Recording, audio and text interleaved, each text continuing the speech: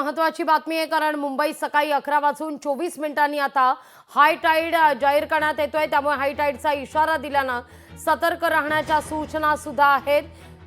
समुद्रकिनारी जाऊ नका। जुहू चौपाटीवर लाईफ गार्ड्सही तैनात आहेत। लाईफ गार्ड्स तैनात ठेवण्यात आलेले आहेत। मुंबई पोलीसही तैनात आहेत। समुद्रकिनारी न जाण्याचा या ठिकाणी आवाहन करण्यात येत आहे।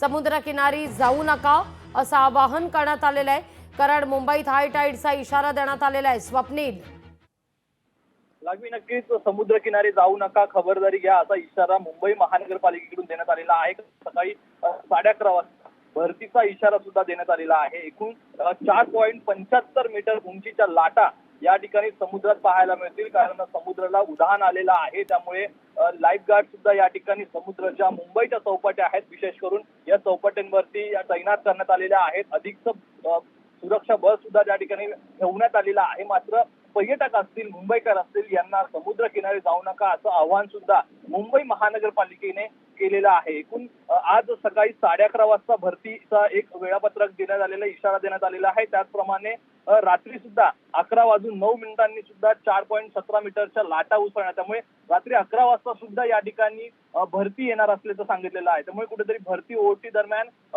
समुद्र किनाऱ्यावरती पर्यटकांनी जाऊ नये आणि खबरदारीचा इशारा हा सुद्धा देण्यात आलेला आहे। लागवी निश्चित। स्वप्नील, तुर्तास धन्यवाद तुम्ही दिलेल्या 19 सविस्तर माहिती करता।